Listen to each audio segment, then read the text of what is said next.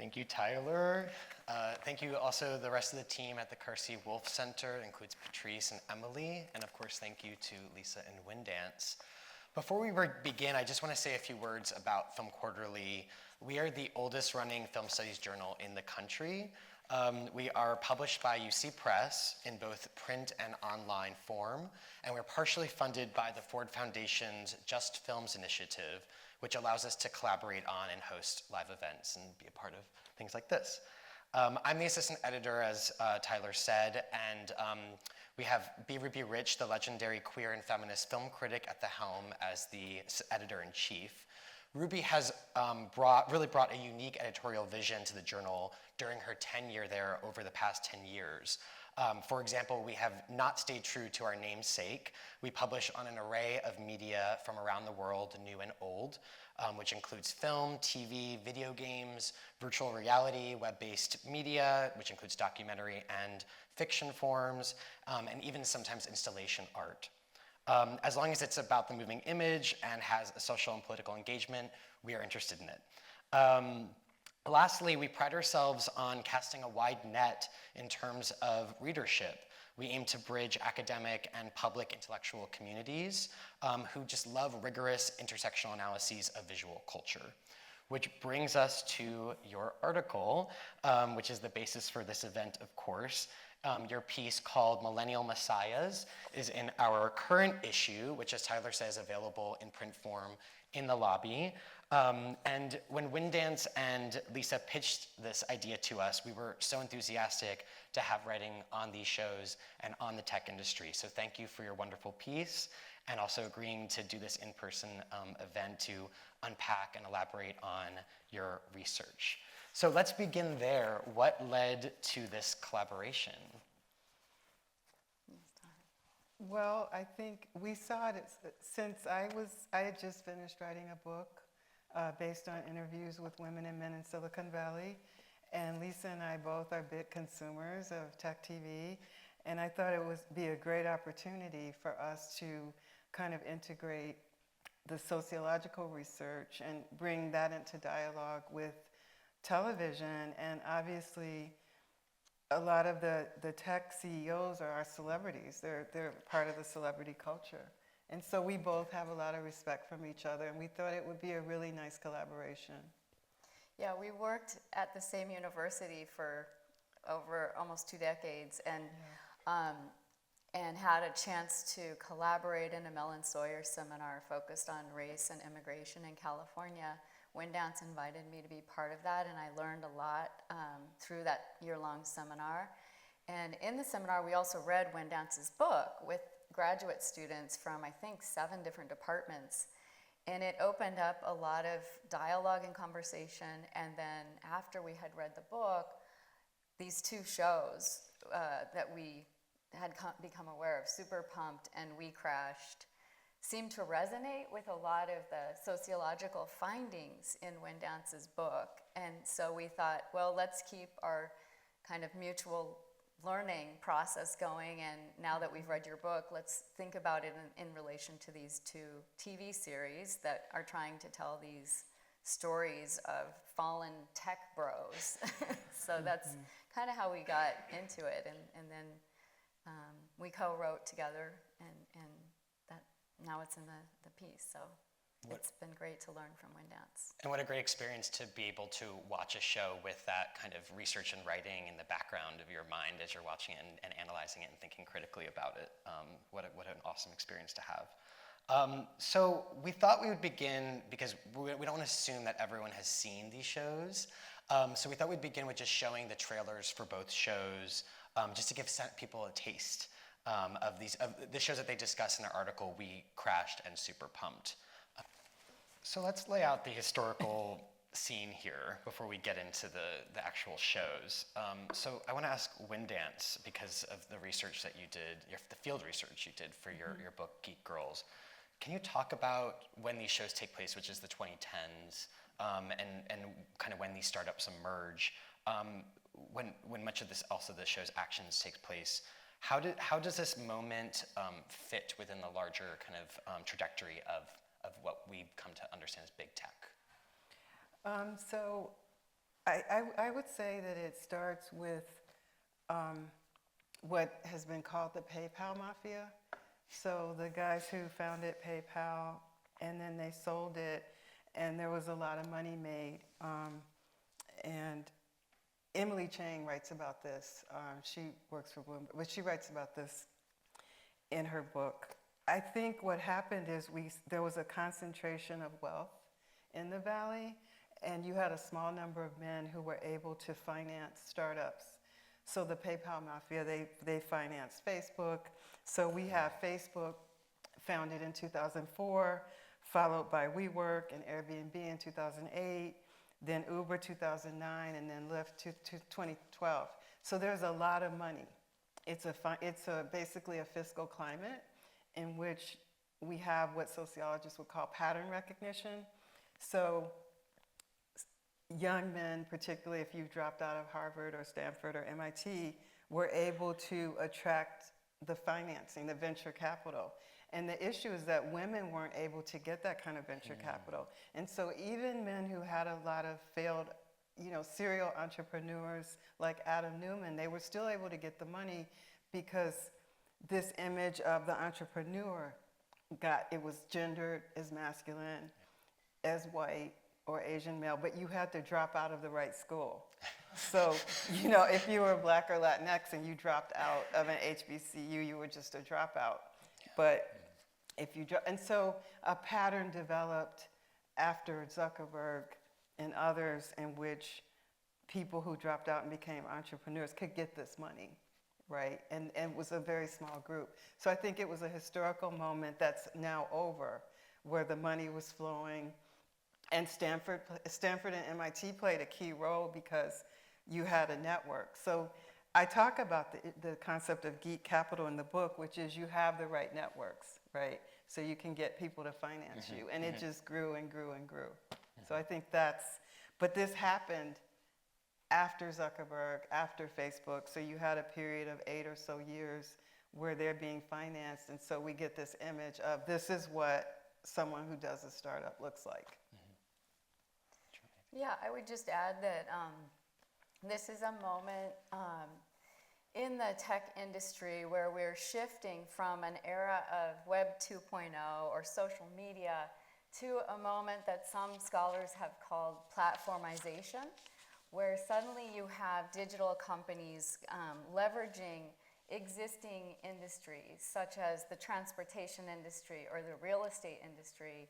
And both Uber and WeWork are creating digital services and platforms that kind of connect to and extract the value out of these other industries. And so I think that that's an important moment in 2010, this shift toward the platformization of the internet and the creation of all kinds of digital services.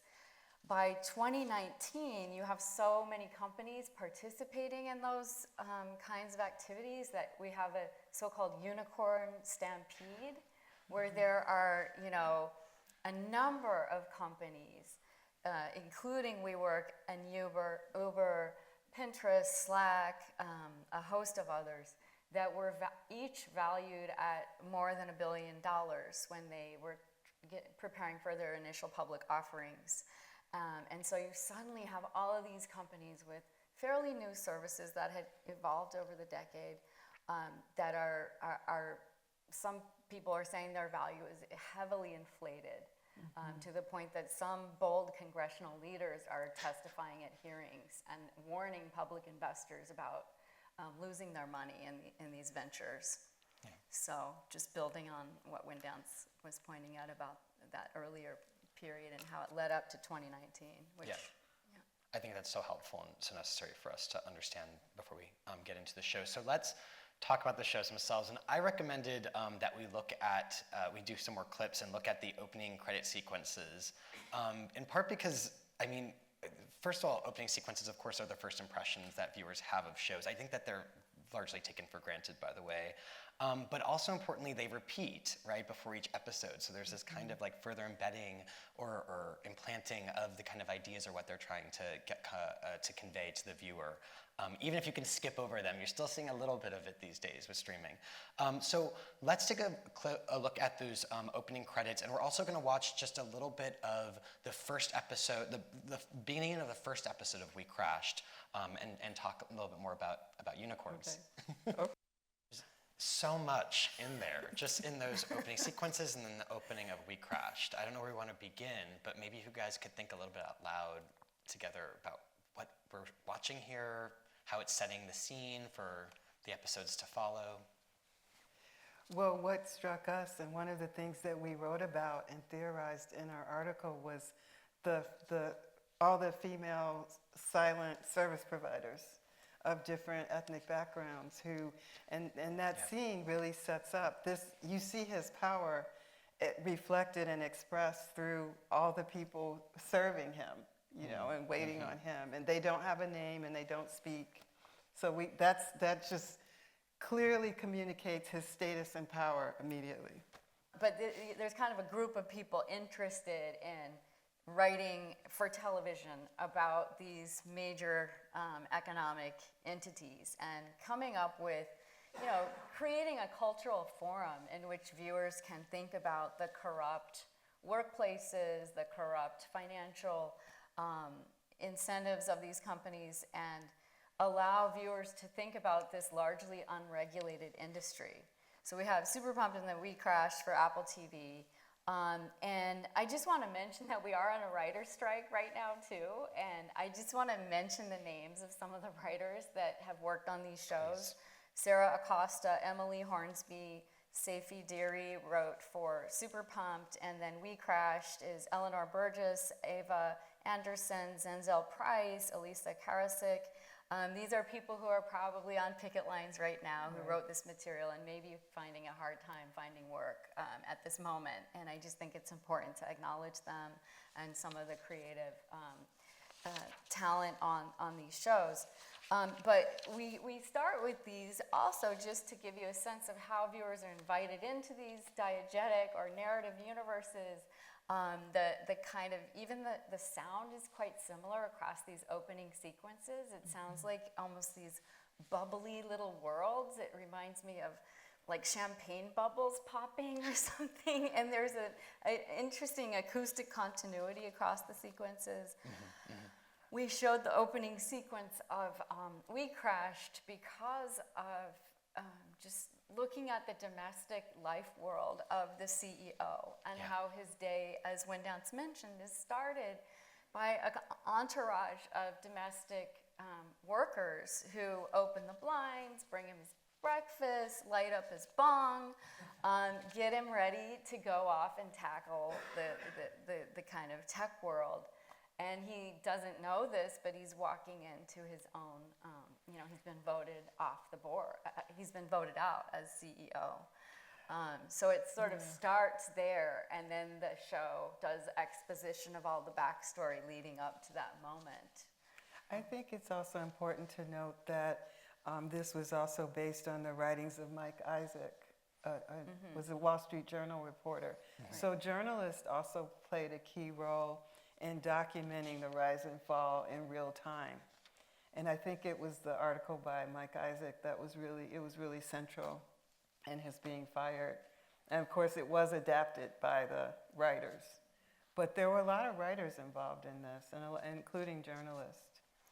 Yeah, it was adapted from a lot of memoirs, investigative reports. In the case of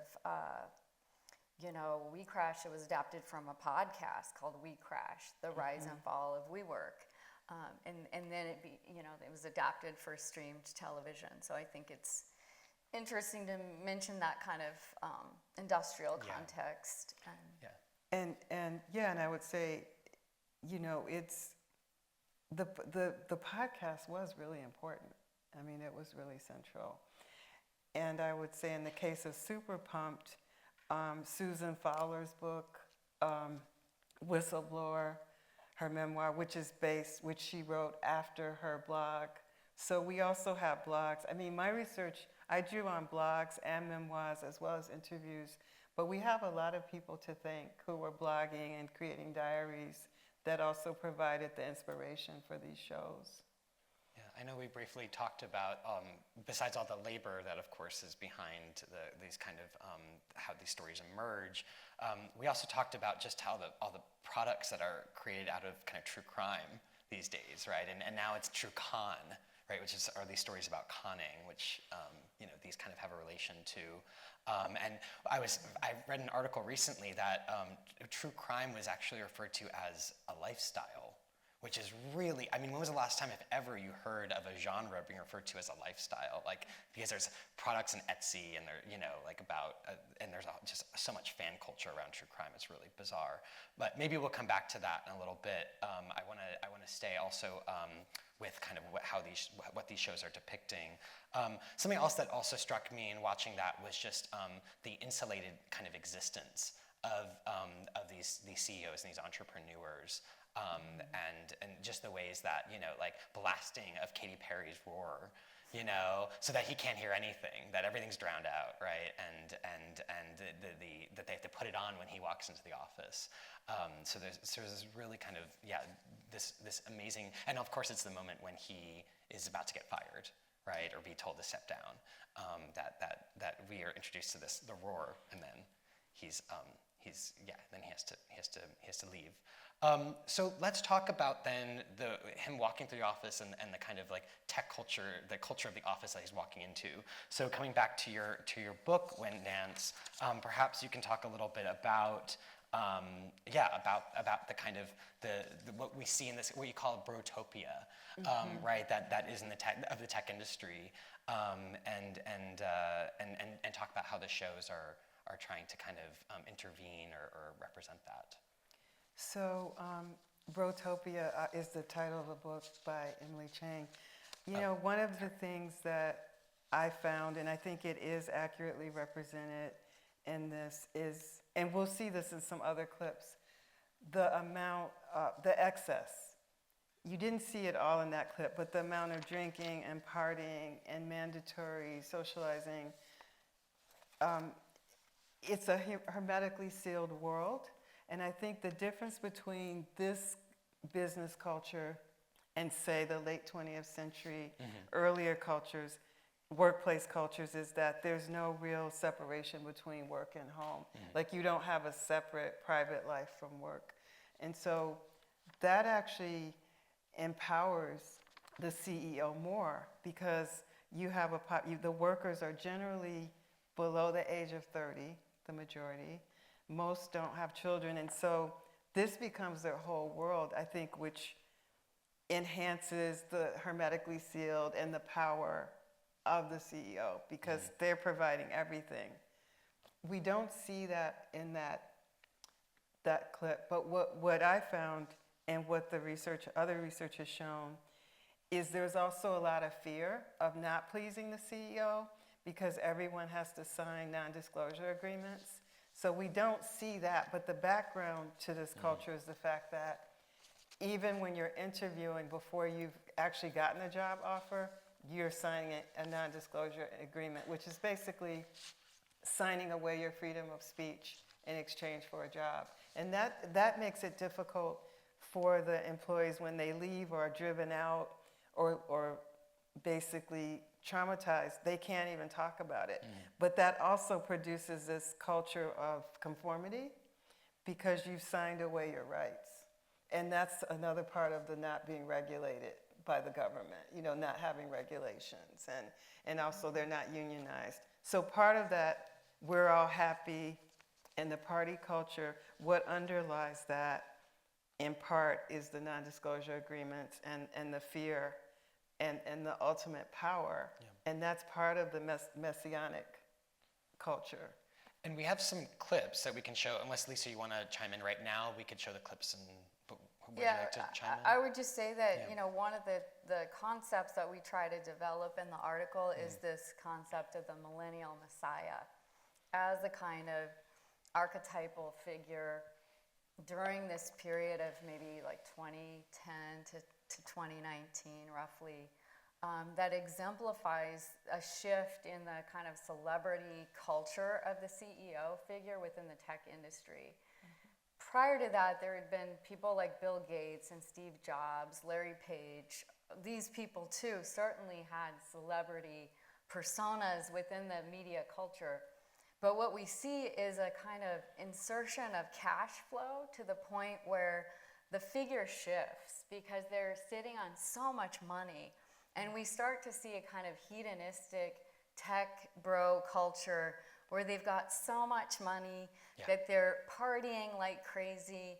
They are refusing to abide by any local or federal regulations and taking deep pride and satisfaction in that idea and getting away with it, essentially.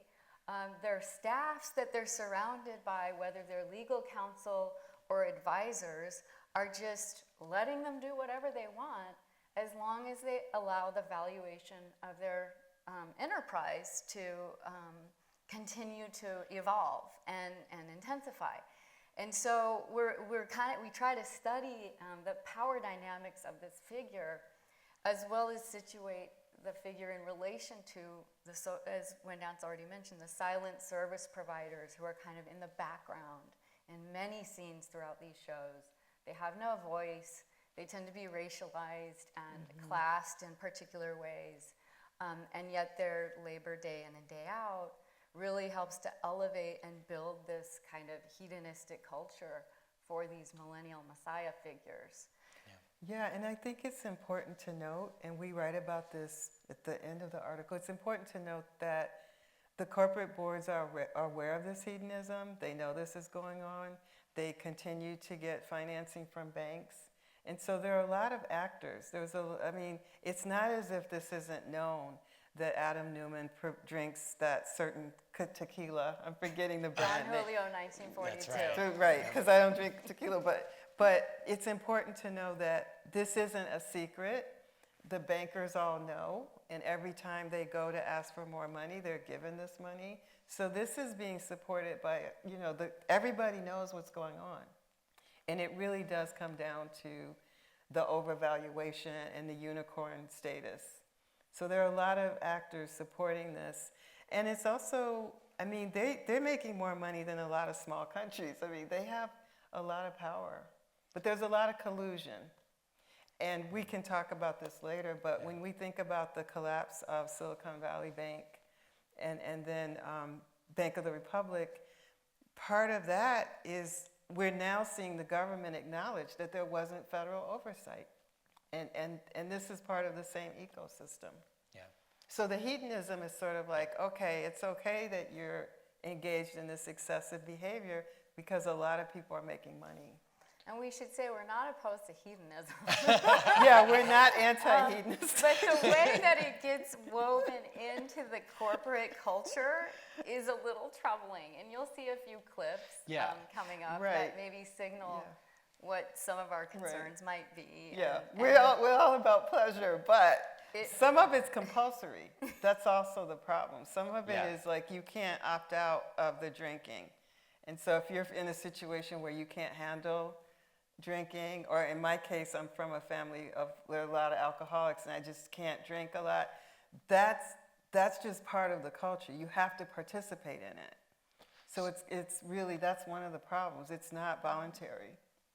So why don't we watch some of those scenes of hedonism? One shot that I was wondering if we would be including it or if it would be in those clips, you guys may remember, is this really incredible shot, close-up of a tap that's just sitting open. Do you remember this? I think it's like the morning after a party, one of the office parties. I don't know if it's beer or kombucha or what it is, but it's just sitting open and the liquid's just pouring out. And I think it's to talk about excess and waste. It's such an pointed, emblematizes the kind of like pointedly this visual metaphor of waste and the company's excess that we see also here. So in terms of the scenes that we just watched, and in terms of how these shows frame questions of excess, waste, abuse, the things that we've just seen, do these shows go far enough?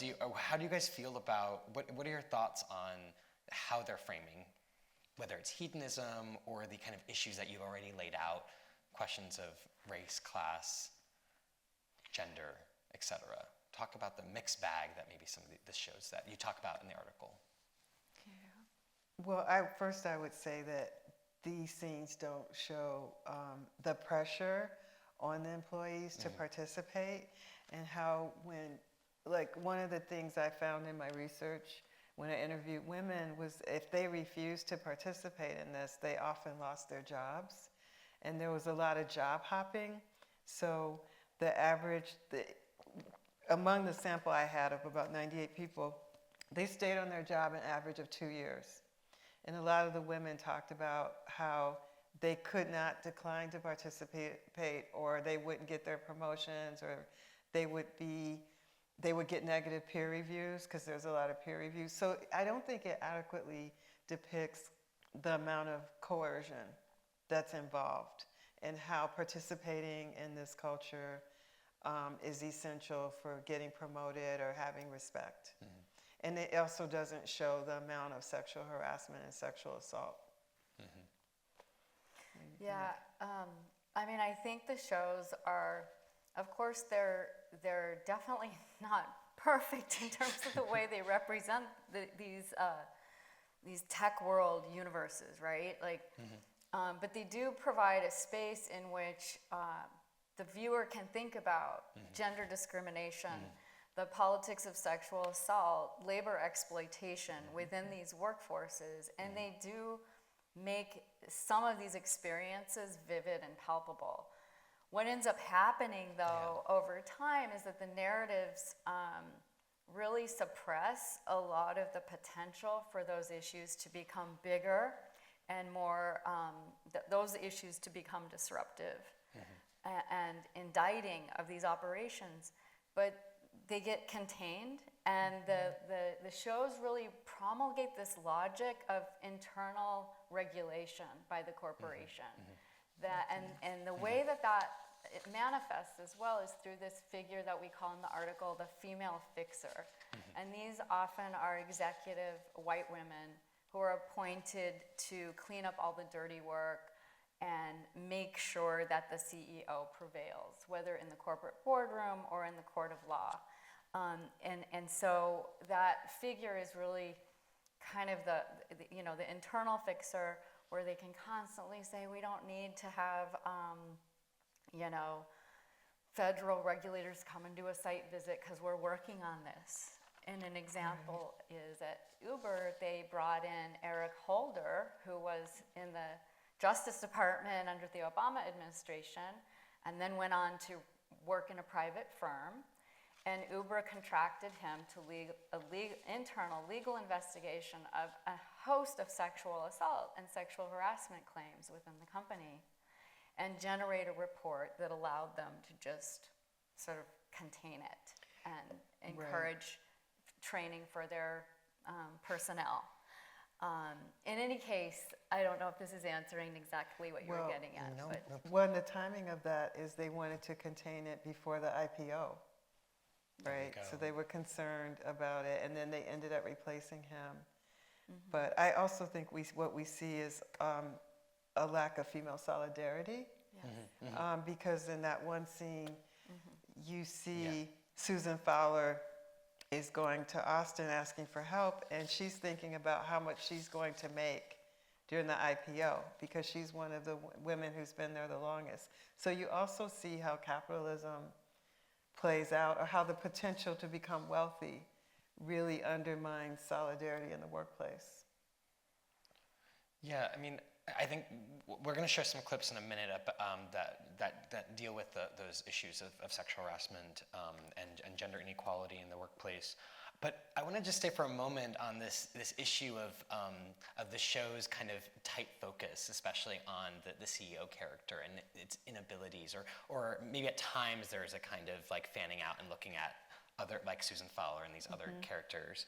But at times the limitations of, again, it's kind of the narrative structure and the kind of character development there. Super-Pumped is a really interesting example of this in terms of the drivers. right, and how their kind of narratives play out. And there's one driver in particular that you guys talk about in your article. Do you want to at all tell the audience or speak to the attempt to kind of dramatize that driver or the Uber drivers' experiences? Well, I think we write about, so one of the things that we noticed is often there aren't a lot of representations of, the workers don't speak a lot. Right. But this was an example of a driver who was an immigrant. I think he may have been Egyptian, but this was rare. This was one of the few moments where we see the driver's perspective, and we see like he's not able to earn enough driving the Uber, and like you see the worker vulnerability. I think that was a rare scene, and that sort of supports our analysis that it does contain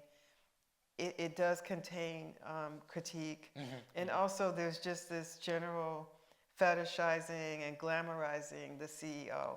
Right. And we don't, so that was an example that makes the case that we rarely, that was the only driver that ever gets a voice. Yeah. And is also representing the exploited immigrant laborer. And that was an exception, I think. I think that was there was only one scene like that. Yeah. And yeah, I mean, I was going to say something else about the worker, but I don't know. Well, Go ahead. there's a scene in which the Egyptian American driver, there's been a policy change at Uber that leads to additional costs that the drivers have to incur. And it turns out that he happens to be giving Travis Kalanick, the CEO, a ride that night. And so the driver takes the occasion to confront Kalanick and say, hey, could you rethink the policy that you've implemented recently? It's really hurting us. I can't afford my car payments. And they have a kind of fight, like a verbal fight in the car, and it becomes really, it's staged in an interesting way because you got this constrained environment and radically different power dynamics between them. And they end up having a blowout, and he's recording it. And this actually happened. This is he you can had find a video. this. Yeah. The Egyptian driver had a video of this encounter and ends up releasing it online after talking to his partner at home about it, and it goes viral. Yeah. And it exposes and gives further public awareness to the lack of ethics among the CEO of Uber and the really outrageous behavior that he engages in, especially in relation to his workforce. It just put it in bold relief and crystallized it. So that scene was pretty important, but the voice of the workers is very limited. It's faint. Yeah. I think it is a really effective and poignant moment of checking the privilege that we've been watching, and in some ways I think that's the double bind of these scenes, right? Is that that looks like fun, and that is glamorized, the partying and the kind of living excessively, but of course we need to see those scenes of who pays the price, not just the investors and the board members, but also the employees and those kind of quasi-employees like Uber, right? The Uber drivers. So maybe what we should do at this moment is take a look at those scenes that deal specifically with gender discrimination, and then we can come back and talk in a little more detail about those dynamics. So talk a little bit about what we're seeing there, and we're seeing pretty, I don't know, not necessarily elaborate, but definitely certain formal devices being used, editing, whether it's editing or the music or the graphics with the counters. Talk about how you guys see these shows attempting to tackle this issue of sexual harassment, gender inequality, et cetera, in these tech workplaces.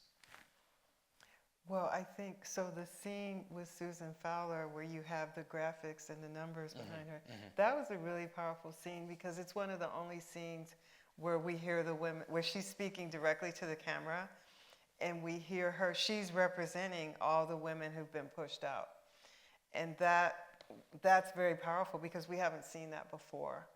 This scene occurs also after she's reported her experiences to management and nothing happened. So I think that was an example of them including the voices of the women. And as we know, Susan Fowler's blog was what led to Travis Kalanick being taken out, fired basically. And that's what led to an investigation. But once again, that was an exception, right, in the show. It stands out because it's one of the only moments that we see the issue directly of the toxic atmosphere for the women. And it's also interesting because once I said earlier in my research, most of these women went and worked for other startups, like they found other jobs. And so it is interesting. There are so many startups that people were able to move, but once again, they don't talk about their experiences, right? They go to the next job and they can't say anything because of the NDAs. And so this is a revolving door of women coming in, they stay for a year or so, they either leave or they stay long enough thinking they can cash out, right? Because everyone's waiting for the IPO and they're thinking, oh, if I can just make it through another couple of months or another year, I'll be able to cash out.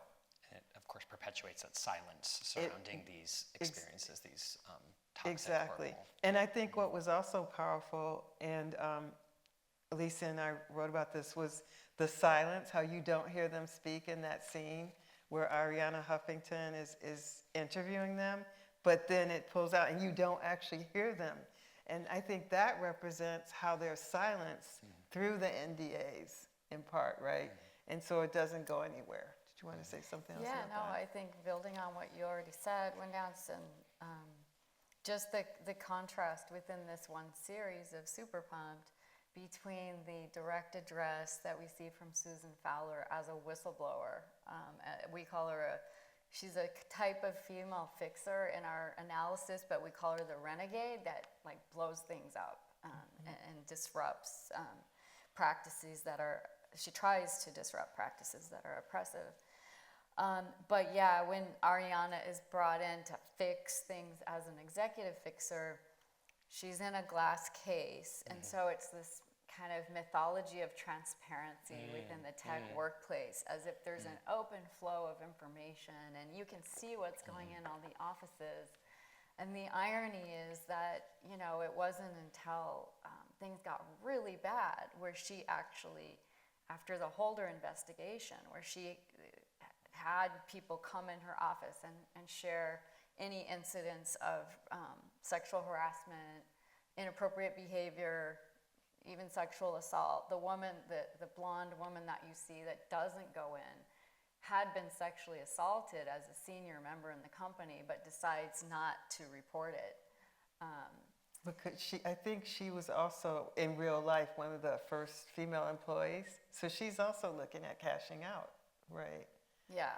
So I think it's important to think about how, popular television is dramatizing these kinds of scenes in workplaces and shaping ways that people might be thinking about these situations. What does reporting look like in the workplace? What are the repercussions and consequences for those that do report or that don't? How does the workplace respond when it enacts and stages these kinds of situations? The shows certainly provide a kind of terrain to think through these power dynamics and to stage them in certain ways. But as we argue in our piece, it ultimately does so in a way that quells most of the voices and suppresses most of the voices and experiences of people at the cost of what it would do for the PR of the company. But there are a lot of really important whistleblowers that have called out wrongdoing in tech workplaces, like Timnit Gebru and Rebecca Rivers, who worked on the Google AI and ethics team and were fired for writing a report that called out some of the power dynamics of Google's AI projects. Of course, Susan Fowler, Frances Haugen at Meta, had exposed personal data collection at Meta. There's a whole bunch of them. And I think these figures are really important. They seem to be some of the only options. Maybe AOC, although she's not running again for re-election, I think. But I think it's also important to point out that Facebook changed their name to Meta after this stuff started coming out, after the whistleblower stuff. Then they rebranded, right? So the rebranding to Meta occurred after a series of whistleblowers. See, I keep waiting for that anthology series, Whistleblowers. When are we going to get that? That are actually the stories of whistleblowers. It seems like someone's sitting on that. I'm sure there's all kinds of issues with disclosing certain things about certain stories that, but there has to nonetheless. There has to be a psychiatrist in that series. Maybe in a few minutes we'll open it up to the audience. Maybe we also want to just dive a little deeper into the question of race here, because we've been talking a lot about gender, and obviously we've been thinking about things intersectionally too, with specifically the Muslim Uber driver. But you know, Winddance, especially in your book, you talk so much about the racial dynamics in Silicon Valley. How did you see it playing out in these shows? I'm thinking specifically about this one type that you guys talk about in your article that we haven't talked about today, which is these kind of black male internal regulators. And also, I can't remember the character's name, but the woman whom Adam brings on in WeCrashed, the black woman who he brings on and who ends up quitting. Right. So those are just two examples of you know, kind of how the shows represent race, but maybe you guys can talk a little bit about that as other instances as well. Well, I'll just start by saying, in my research, I found that actually a number of the black men I interviewed left the tech industry before the book came out, but the black people who I met in Silicon Valley, first of all, a lot of them were not from the U.S., typically, you know, well-educated British accents, but they typically worked as diversity reps, right? They were like they were concentrated in HR and diversity reps, and they were actually used as the spokesperson to spin the demographics. So when the annual reports would come out and the statistics would be really horrible, like 6% Black and Latinx combined, they would bring out I think her name is Maxine Williams. They would, like Facebook would bring out the black former actress with the British accent to explain why they were doing so well despite these numbers.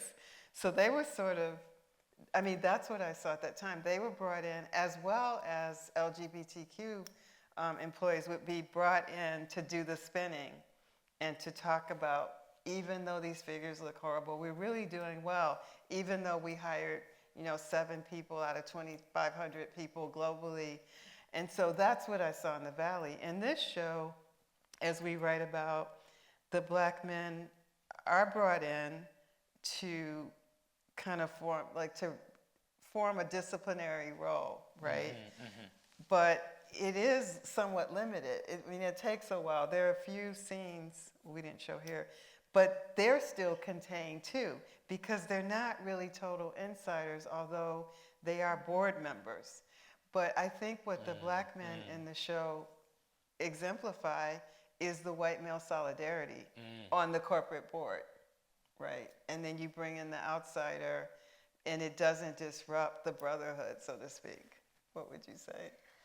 I think that, the way that the figure, the black male characters play these roles on boards as moral authorities, where they're the ones that are questioning the morality or the viability of the CEO's agendas. But they lose usually in the votes, right, initially. Well, but they crack it open. They're the ones that are calling things out and cracking things open. There is a way in which the white male board members tend to kind of form a block and want to keep the person in power because it could jeopardize the whole operation and its accumulating value. So everything is about trying to keep the continuity of this figure in place that is so disruptive and so outrageous and so excessive because he's accumulated value around him and created this ethos. But it's like a house of cards, because it's also, the more crazy things get, the more the whole thing could implode. Yeah. But the clips we didn't show is when you have Jamie Dimon in the room J.P. Morgan Chase, and he's still writing checks. You know, until the very end. He's still writing checks. Because they're still looking at how much money they can make. And I think it's really interesting to think about J.P. Morgan Chase and Jamie Dimon coming in to, quote, rescue Silicon Valley Bank when Jamie Dimon, you know, actually it was a big player in both of these companies, and they're getting the money to keep going. So it's, So the bankers are in the room, too, with the corporate board. Just to mention a little bit more about the racial dynamics, not necessarily of these shows, but there was a report, it's a little dated now, but it's called Diversity in High Tech, and it was done by the U.S. Equal Opportunity Employment Commission. And a couple just quotes from this, like among executives in the tech sector, 57% of employees were white, 36% were Asian American, and 1.6% were Hispanic, and less than 1% were African American. And then they also had Staggering. And that reflects the workforce too, because you mentioned Timnit Gebru, who's in Google Brain. When she was fired by Google, black women represented 1% of the people in that organization, 1%. And Winddance's book is really about the kind of racial, ethnic, gender, and sexual dynamics of employees within these companies. It's an ethnographic study. It's really interesting to read her book and then look at these shows in relation to the book. I was saying before that I wish that these screenwriters would read this kind of literature, right, to tell the kind of stories that you found in your while doing your field research and conducting those interviews and talking to those people. I mean, I wish we had more stories like that, and perhaps less of the white bro CEOs that are the celebrities of kind of our moment, as you said. Maybe it's a good moment to open up to the audience if folks have questions.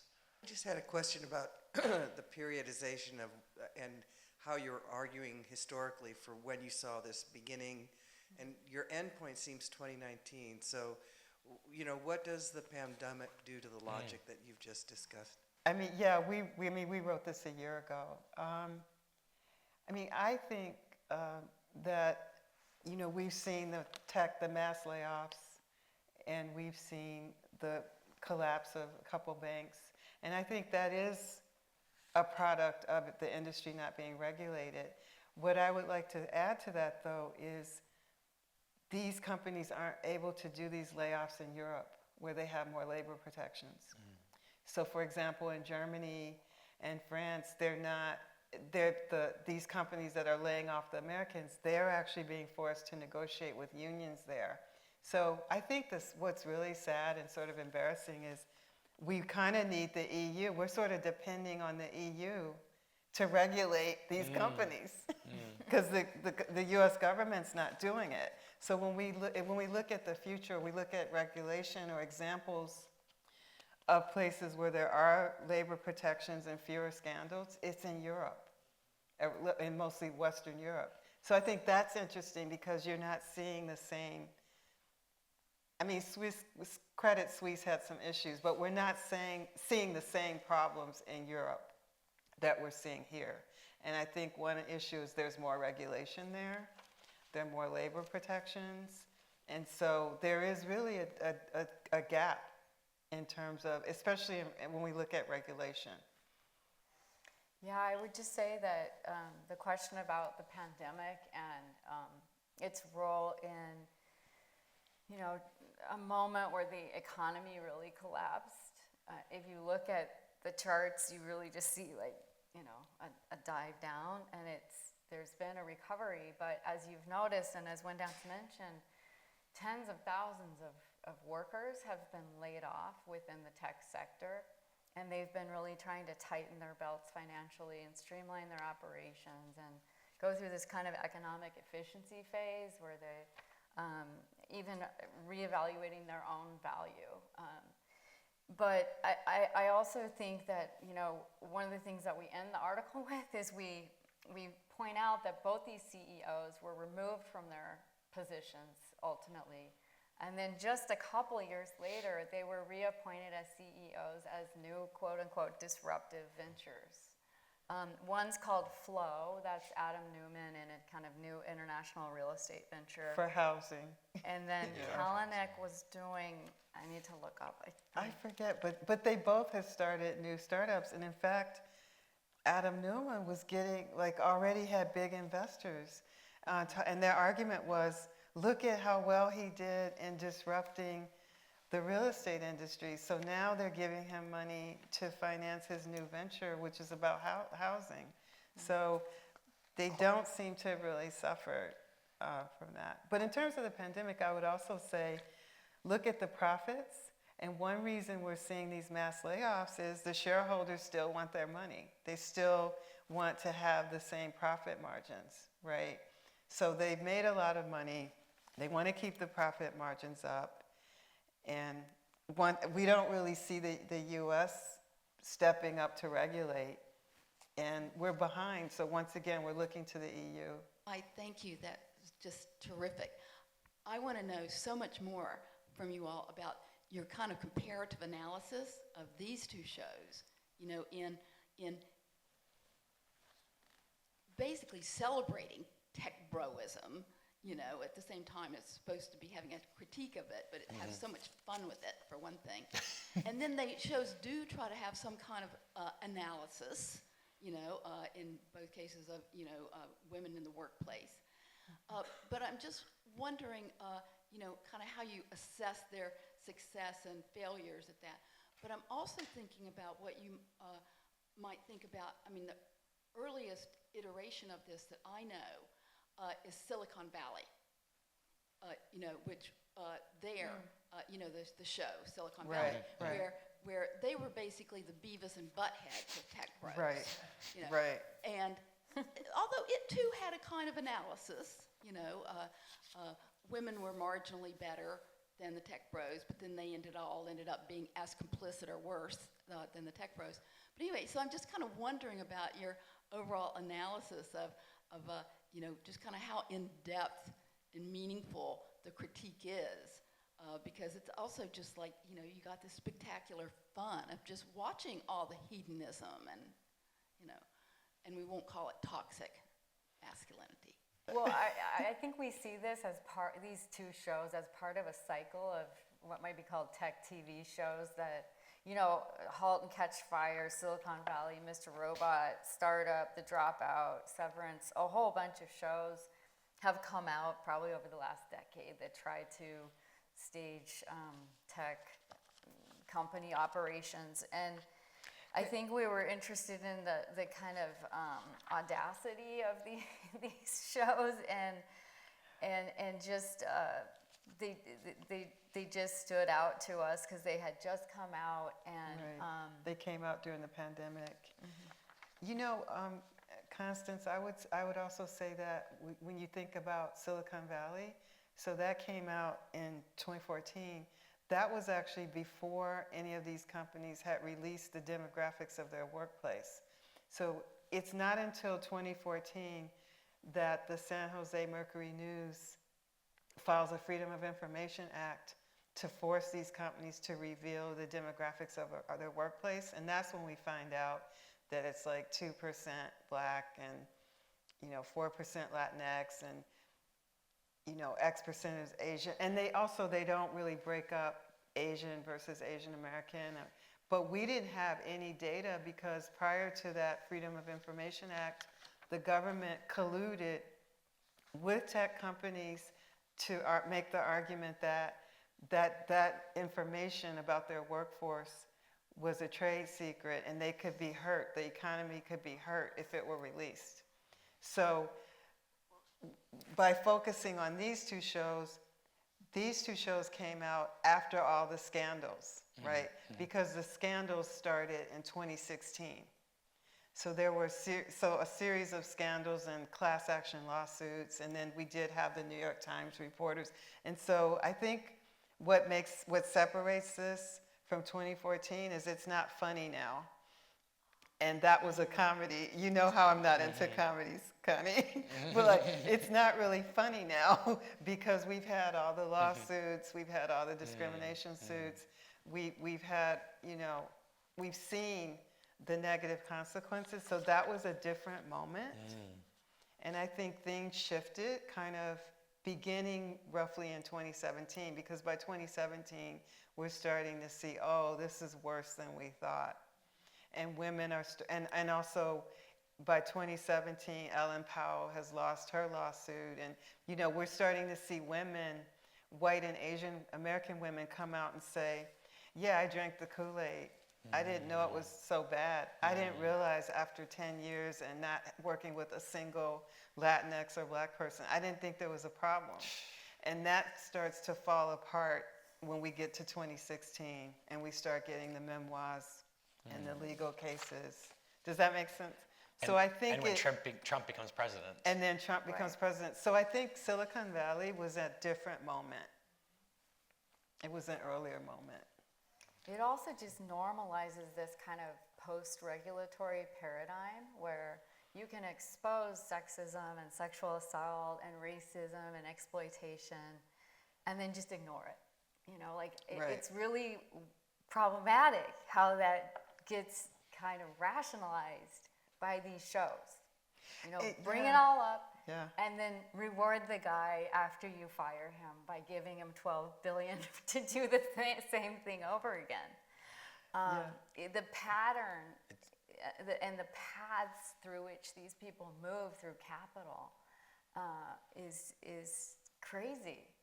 And it's really shocking if you read the literature that sociologists produce, people who study inequality in organizations in the 70s and 80s, and we're seeing continuities across 5 decades in terms of the gender inequality, the gender discrimination. Like, that's what's so shocking, is these are the millennials. They're supposed to be better than the boomers, right?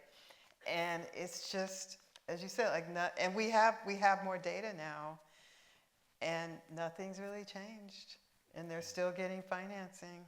I think that's it. So thank you so much for joining us tonight. Thank you to our esteemed panelists. Thank you. Have a good night.